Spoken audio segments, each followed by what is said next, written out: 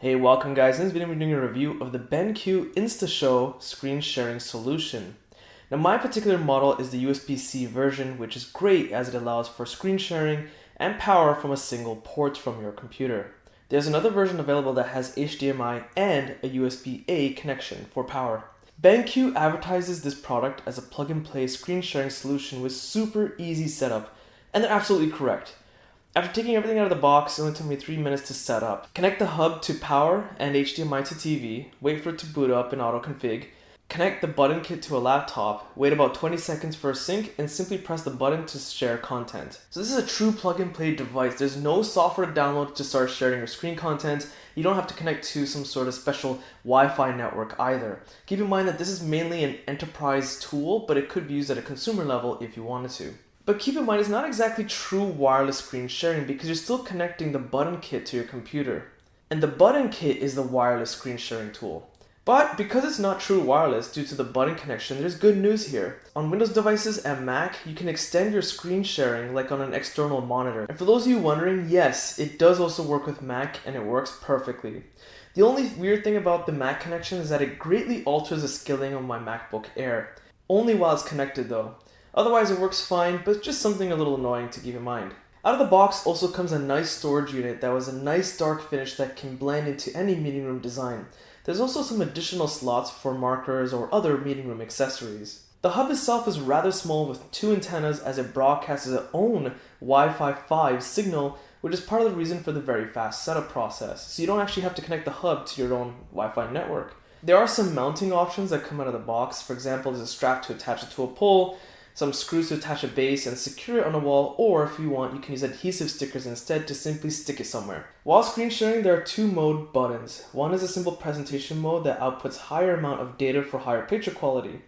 The other is a video mode which reduces the amount of data sent but allows for much smoother video playback. To be honest, when switching to video mode, I didn't notice a loss of quality and the picture still looks incredibly sharp. On a Mac, once you connect, sound output defaults to the TV, whereas on Windows 10 you might need to change the sound output device. While presenting a video with sound, it stays perfectly in sync. In my testing, I noticed that screen sharing has less than a second delay between your computer and the TV. The Instashow is able to project at 480p, 720p, and cap out at 1080p, which is more than sharp enough, especially as a meeting tool. For those with really large meetings, you can have up to 16 button kits paired at a time. When it's time to switch presenters, just simply click your button and you'll take over. As there's practically no configuration required, it's actually less work for IT teams as there's almost no maintenance to worry about. For those of you that have security concerns because you're sharing wirelessly, there's thankfully a layer of security here as it uses AES 128-bit encryption and WPA2 authentication. For power, if the hub is connected to a TV or projector that has a USB port, with enough power output, it's possible to power the hub just like that.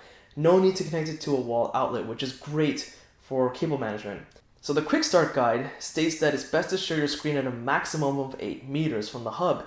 In my testing, I was able to go 35 feet and it still worked flawless. This means it's a great tool for those that want to take it to, say, a conference or have very large board meeting rooms. So because this is mainly an enterprise tool, it doesn't make sense if there wasn't some sort of IT management capabilities in here, right? Well, there is.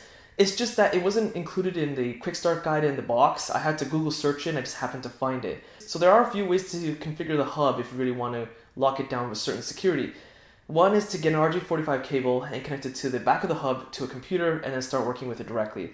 The other one is to connect to your internal LAN network and then connect to its IP address. From there you're greeted with a console, and within that console you have the ability to lock it down. Maybe you want to block sharing for a certain amount of time for whatever reason, you can do that. You can change the SSID that's being broadcasted from it.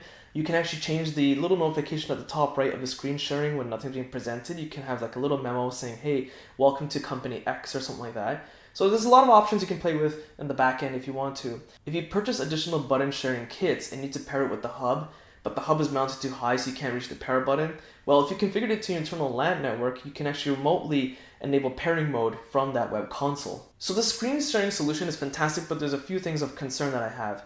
The button kit gets rather warm. Even if it's connected to a computer and not screen sharing, after 2 hours, it just got really warm. I tried to hold it in my hand like this, but I had to let go because it was rather warm to hold.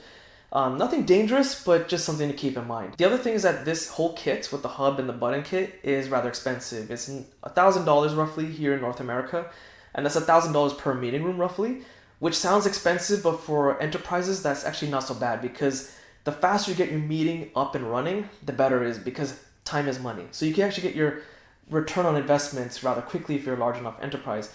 But on that point, because it's rather expensive, you can't protect your investments. There's no holes on the hub or the button kit to maybe anchor it to something like the table, or just lock it down with a Kensington lock, or whatever option may be. I know the whole point is to take this kit and be versatile with the button kit, move it around, but some companies might have like a boardroom that is strictly for clients, guests, interviews, and you don't want people taking it with them. Well, you should have the ability to lock the button kit then, right? And on that point, the button kit to get additional units is still expensive.